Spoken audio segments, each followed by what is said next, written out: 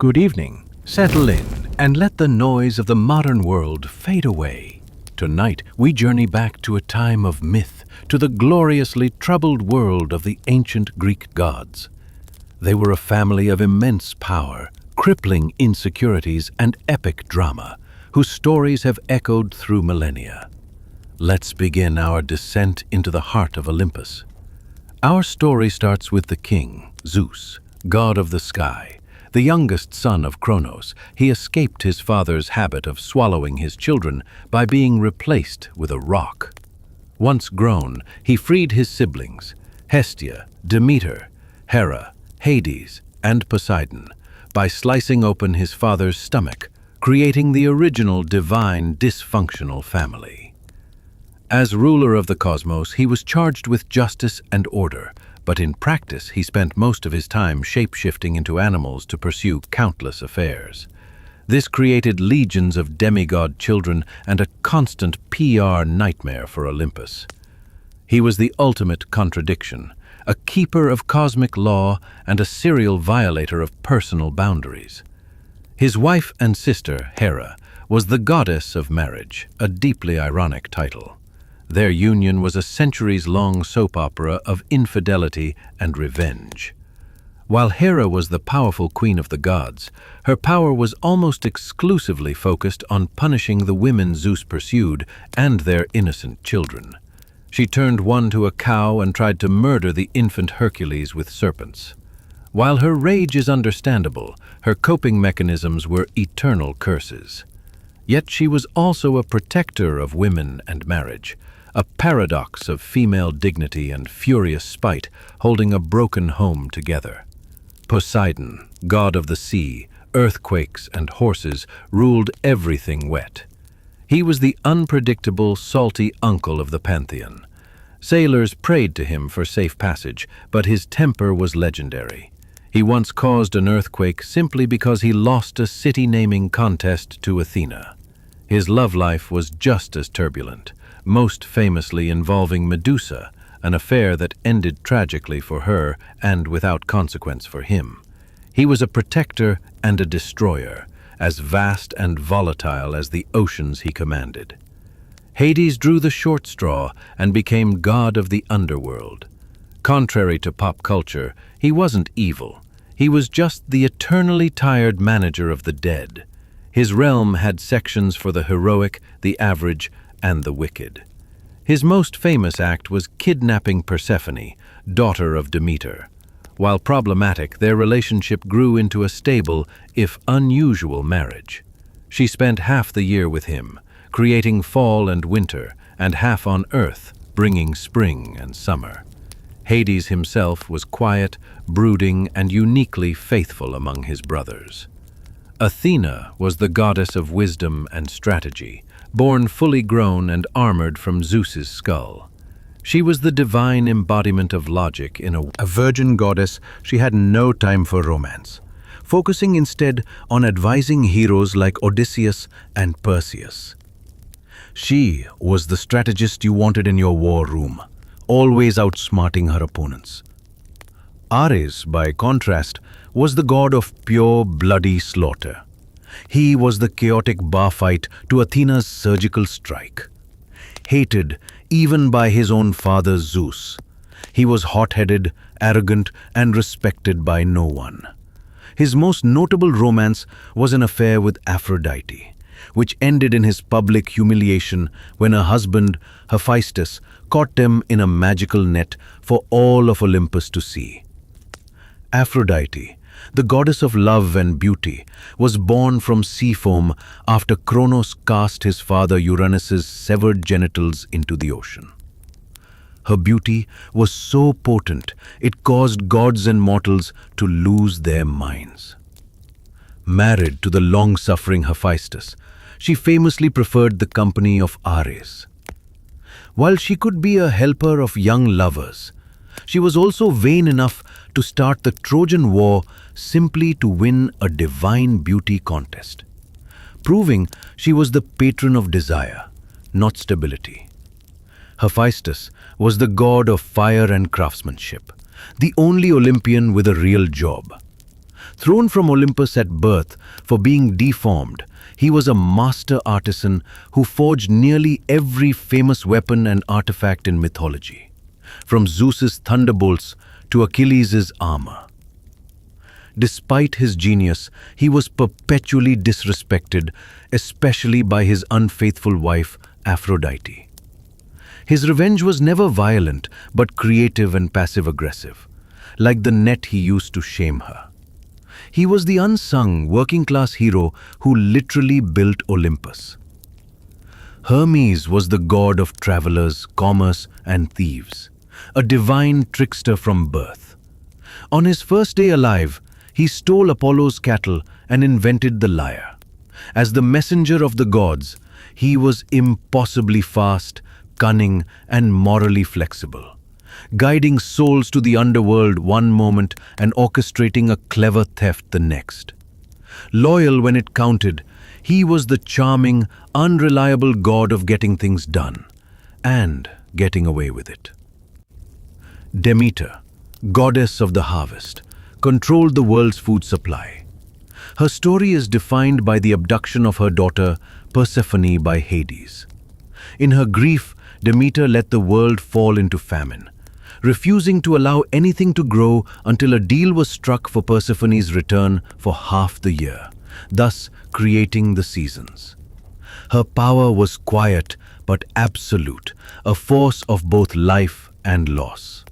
Dionysus, god of wine, theater, and madness, was born from Zeus's thigh after his mortal mother was incinerated. He wandered the earth with a rowdy entourage, spreading ecstatic and often dangerous. She was fiercely protective of women and nature, and her punishments were swift and deadly. When the hunter, Actaeon, accidentally saw her bathing, she turned him into a stag to be torn apart by his own hounds. She was the fiercely independent, untouchable force of the wild. Apollo, her twin, was the god of sun, music, and prophecy. He was the brilliant golden poster child of Olympus, but also deeply emotional and dramatic. He pursued many lovers with poetic overkill, famously turning the nymph Daphne into a laurel tree when she rejected him. As the god of prophecy at Delphi, he foretold futures while also being a bringer of both healing and plague. He was brilliance wrapped in a thin veneer of insecurity. And finally, Hestia, goddess of the hearth and home. The eldest and youngest of her siblings, she gave up her seat on Olympus to tend the sacred flame, choosing peace over power. She represented the quiet stability at the center of every home and city. In a pantheon of drama, Hestia was the calm, essential force holding everything together without ever demanding the spotlight.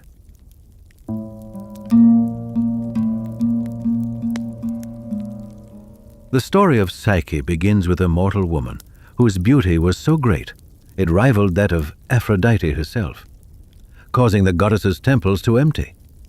Enraged, Aphrodite ordered her son, Eros, the god of love, to make Psyche fall for a hideous monster.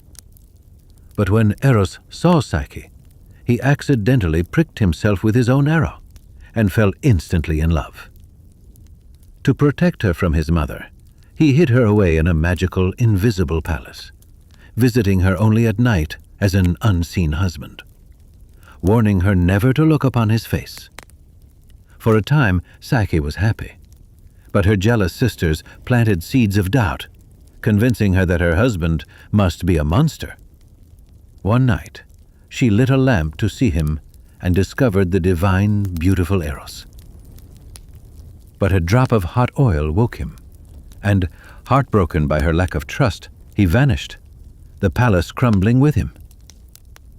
Desperate to win him back, Psyche went to Aphrodite, who subjected her to a series of impossible trials, sorting a mountain of mixed grains, which ants helped to complete, gathering wool from deadly golden rams, which she did by collecting it from thorns, and fetching water from the river Styx, which an eagle of Zeus retrieved for her.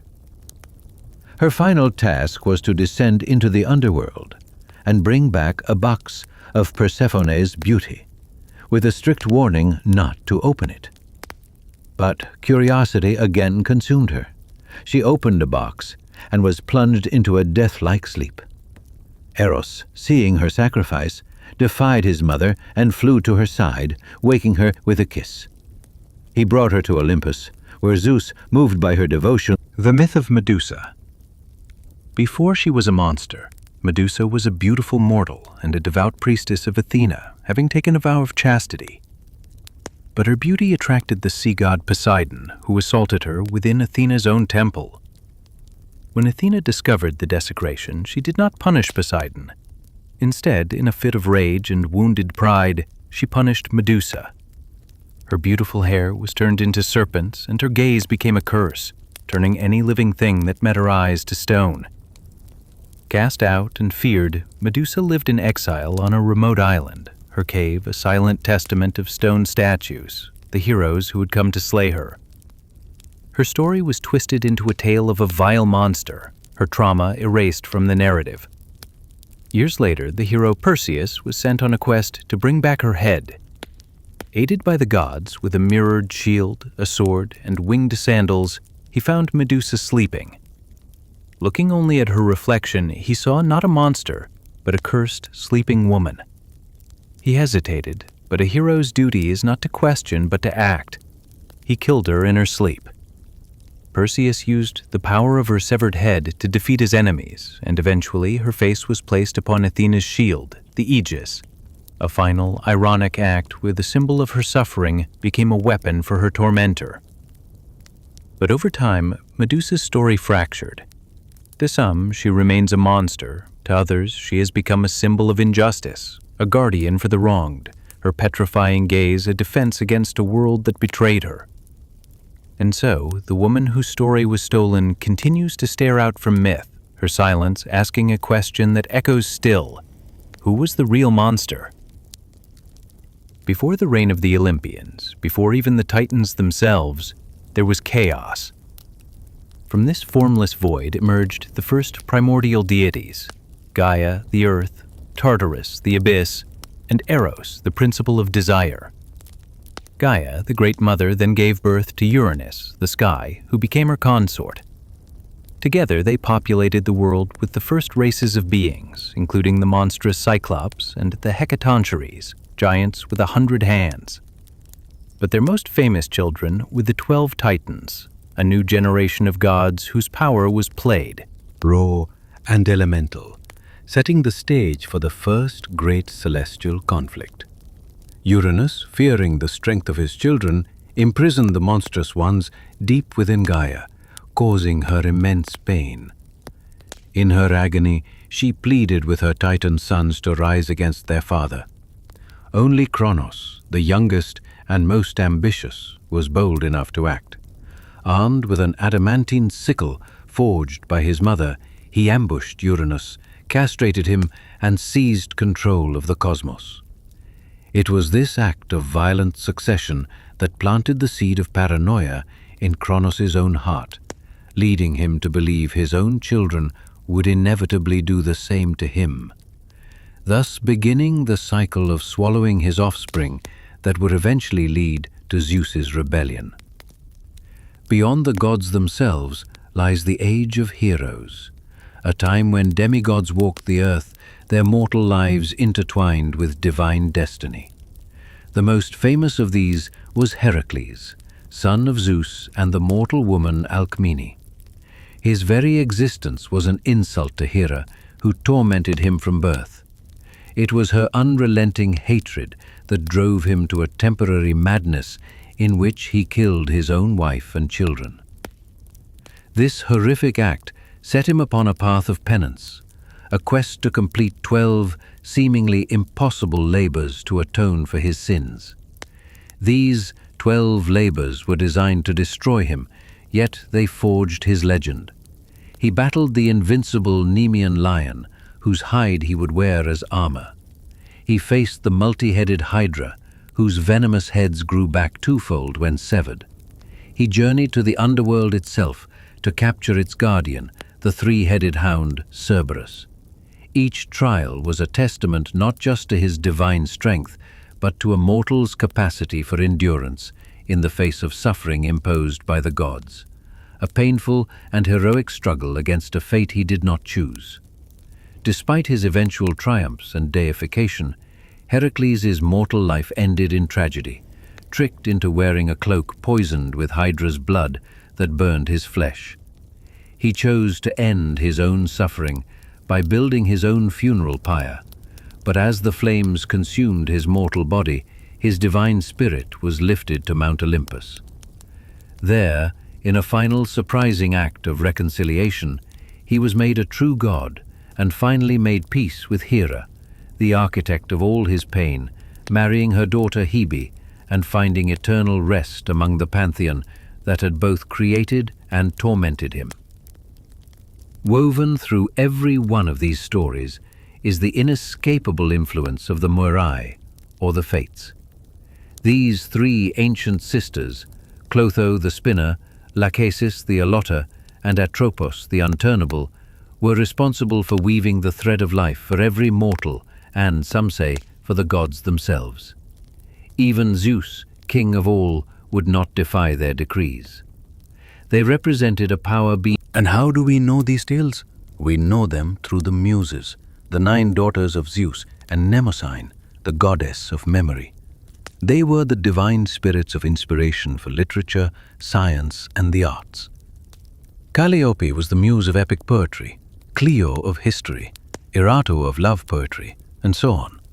Every ancient poet and storyteller would begin their work by invoking the Muses, asking for the skill and memory to tell these divine stories accurately.